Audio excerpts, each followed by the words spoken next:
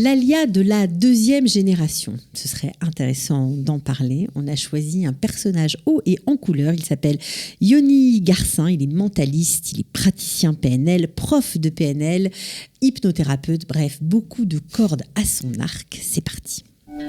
Ils ont relevé le défi de l'Alia. Alia Story, c'est vous, c'est nous. Yoni Garcin, bonjour. Bonjour. Comment ça va ? Merci mon Dieu. Bonne entrée en matière. Alors, en anglais, on dit merci mon Dieu, on dit Baruch Hashem. Ce que vous voulez. Voilà. Parce qu'on parle en français ou en hébreu maintenant.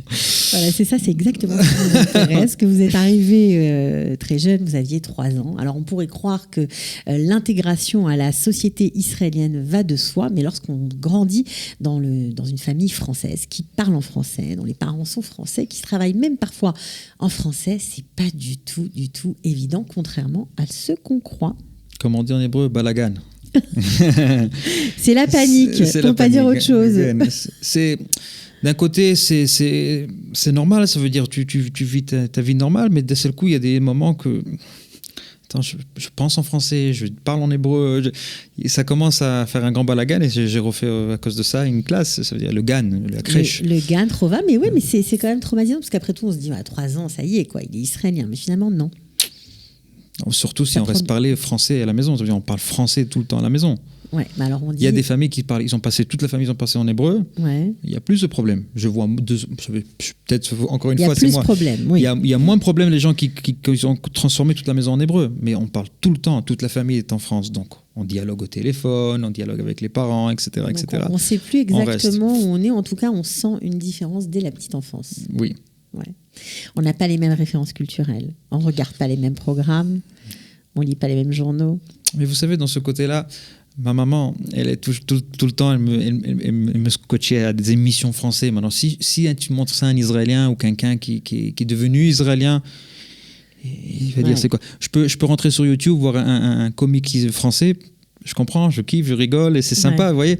Et d'un autre côté, si un Français voit un truc hébreu, il va pas trop des fois comprendre. je montre à mon père quelqu'un, je dis il est trop marrant, il me dit je comprends pas. Ouais, parce qu'on n'a pas tout à fait les mêmes valeurs culturelles, les mêmes références, voilà. Donc c'était pas évident, mais vous étiez en plus de ça, vous êtes arrivé en pleine guerre du Golfe. Faut dire la vérité. Presque. Enfin, au début, juste avant. Vous étiez tout jeune, tout frais. Ouais. Et ça aussi, c'était un traumatisme à gérer. Vérité, aujourd'hui, je comprends comme quelqu'un qui fait de l'hypnose et du PNL, etc. Je comprends que ça a une réaction très très forte sur la vie, sur toute la vie, sur toutes les décisions aussi. De grandir sous les bombes, de grandir menacé. Ouais. Exact. Et c'était parce que quand t'es là-bas, tu comprends pas. Qu'est-ce qui se passe ? Oui, quand tu es petit, alors vous, c'est après que tu les comprends. Scuds qui tombaient un peu partout. On habitait à Ranana, ça veut dire on est arrivé d'Israël à Ranana, et on peut dire là, c'est central quand même, c'est pas Sderot comme aujourd'hui, c'était vraiment central et t'attendais les booms. Et c'était une courte période en plus, c'était pas très long. Mais...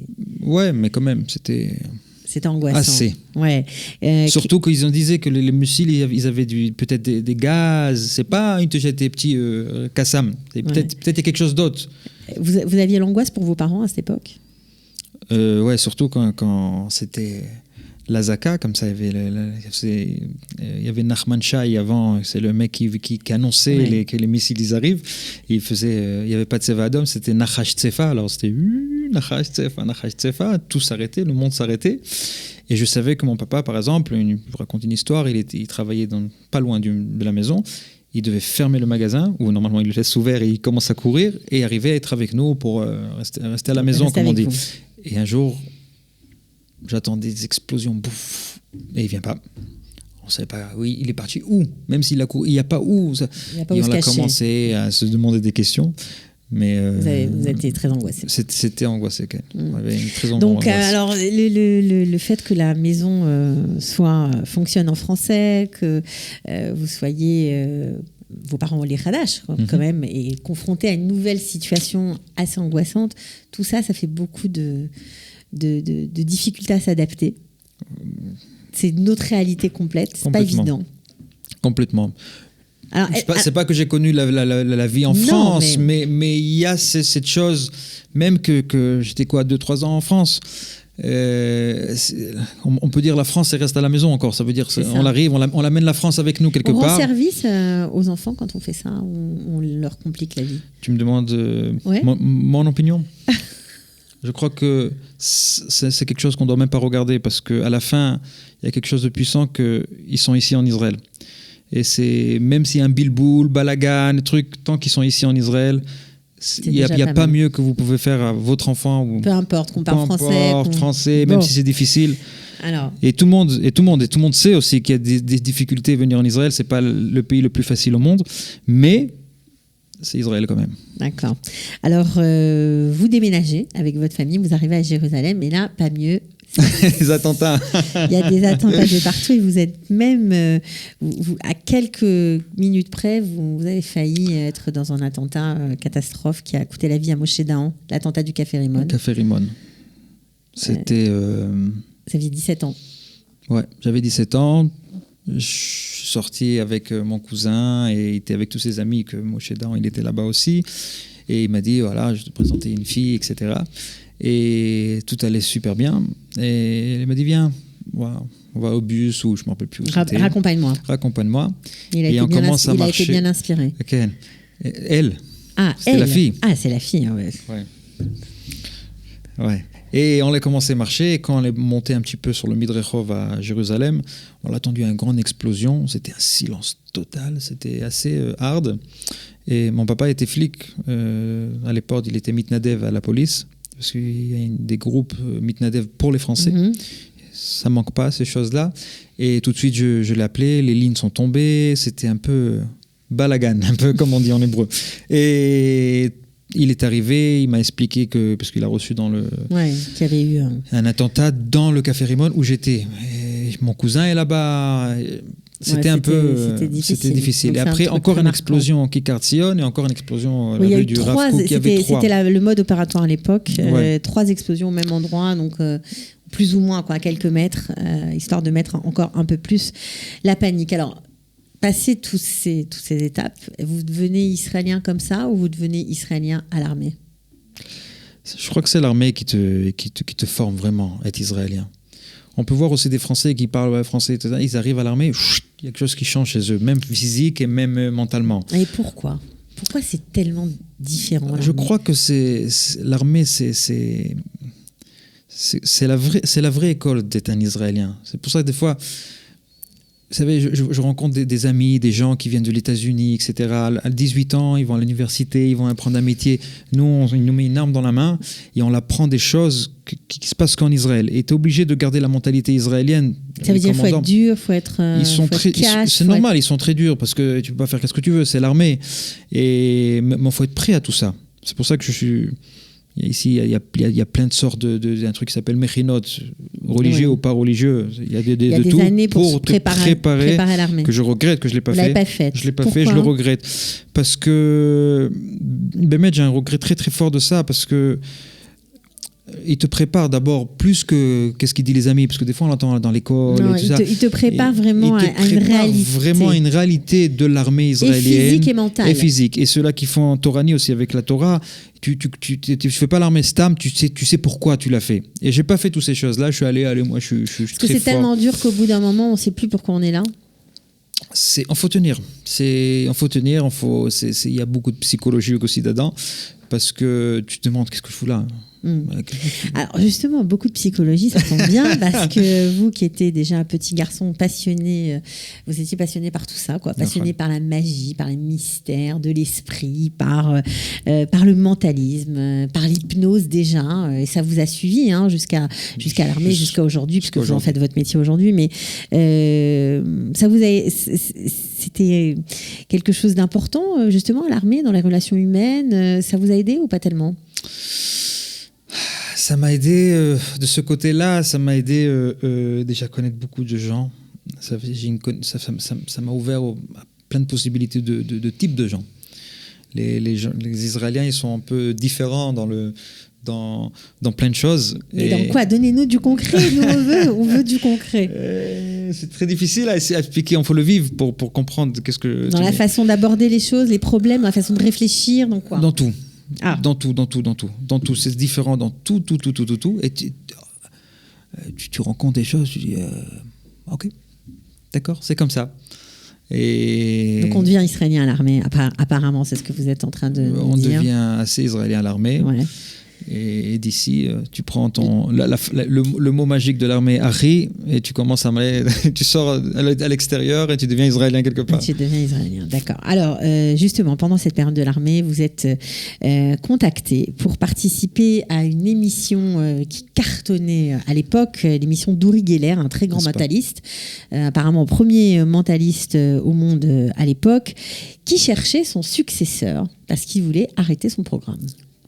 Pas arrêter, mais chercher quelque chose de nouveau. Voilà. Bon. Oui, j'étais appelé par la Routchtime de la télé israélienne en me disant voilà, on veut que tu viennes rencontrer Uri Geller pour peut-être être dans l'émission. Oui, parce que vous aviez, on l'a pas dit, mais vous aviez un prof de mentalisme, parce que vous aimiez vraiment. Il s'appelait Yosef Alon Zichrono Livracha, il est enterré ici à Jérusalem, et qui m'a, en fin de compte, il m'a formé dans le monde du mentalisme, toutes les histoires de la psychologie, les tordre les cuillères, toutes ces choses-là qu'on connaît, on l'a vu, on voit jusqu'aujourd'hui.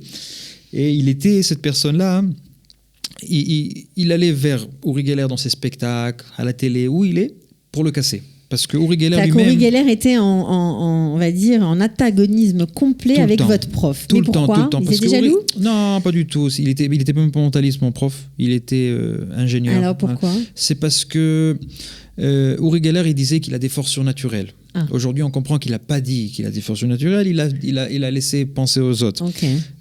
Qu'il a des forces naturelles sans dire. Mais bon, il y en a qui disent qu'il a dit. Votre prof n'était pas tellement d'accord avec ça. Il a dit, c'est quoi ce truc ? C'est un escroc, etc. Donc, il a fait ceci. Et quand il m'a rencontré des années en arrière, à l'époque, il m'a dit, c'est toi qui vas passer Uri Geller. Et il m'a formé. Parce qu'il a trouvé dans moi quelque chose, je sais pas, il a trouvé quelque chose en moi. Et votre prof, il vous disait, c'est toi qui vas remplacer Uri Geller ? C'est toi qui vas remplacer Uri Geller, et viens, je te forme et trucs. Et au début, on savait pas qui tu es, monsieur. Et à la fin, c'était vraiment un ami à moi. Il se trouve que vous avez été choisi par Uri Geller justement parce que vous aviez comme prof ce fameux Yosef Alon, et il voulait... C'est possible que c'est ça qui vraiment m'a amené à l'émission. Et après l'émission, bien sûr, d'abord, j'ai demandé l'autorisation de la famille. Est-ce que je peux aller dans une émission que Uri Geller, il cherche son successeur, que moi j'ai appris du prof qui est contre lui. Ils m'ont dit, vas-y. Et aujourd'hui, Baruch Hashem, ça a lancé votre carrière. Ça a lancé ma carrière, la bonne relation avec Uri Geller jusqu'aujourd'hui. On fait beaucoup de choses, on se parle énormément, par téléphone, par mail. Oui, parce que vous faites aussi beaucoup de spectacles en Europe, Maroc, Qatar. Tous les pays. Vous faites aussi beaucoup de spectacles en Israël. Oui, les spectacles en Israël, ils sont un peu différents de l'Europe, parce que là-bas, quand je vais en Europe, je fais de l'hypnose pure. Et ici, c'est pas possible. Ici, c'est pas possible. L'hypnose, elle est interdite en Israël par la loi complètement. Dans le spectacle complètement, pas même si tu es médecin. Donc, ici, je fais du mentalisme beaucoup plus psychologique, beaucoup plus de PNL, etc. Vous devinez les numéros des passeports. Non, j'influence les gens. C'est ça la différence. J'influence les gens à penser qu'est-ce que je pense, et après que ce que je veux penser. Tu vois, je pense en hébreu, je dis en français. C'est très impressionnant. Ouais. Donc, et je fais ça aujourd'hui, Baruch Hashem, à l'armée israélienne, à des services secrets aussi. Faites des spectacles. Des spectacles. Ouais. Mais pas que, vous avez aussi une école de PNL. Voilà, on en parlera peut-être dans le cadre d'une autre émission. Alors, finalement, la double culture pour faire des spectacles à l'étranger, c'est pas si mal. Ah, là c'est bien. Là c'est bien. Là je remercie ce double, parce que quand j'arrive en France, je peux dialoguer, je peux faire un spectacle, je peux aider les gens aussi, parce que dans le monde du PNL, et quand je suis ici, je parle en hébreu et tout va bien. Donc finalement, vous avez trouvé l'équilibre entre les deux. Ouais. Vous vous sentez quoi aujourd'hui ? Israélien, francophone, franco-israélien ? Ah, c'est dur ça. C'est une très bonne question. Je ne sais pas comment la répondre dessus. C'est toujours le balagan ? C'est toujours le balagan. Quand tu me demandes ça, je pense à mes enfants. Déjà, j'ai 4 enfants, Baruch Hashem. J'ai dit, attends, elle me demande sa question, mais maintenant, ça devient balagan. Bon, alors on ne répondra pas, c'est pas grave. En tout cas, merci beaucoup d'être venu et à très bientôt. Ciao. Merci. Ils ont relevé le défi de l'ALIA. ALIA Story, c'est vous, c'est nous.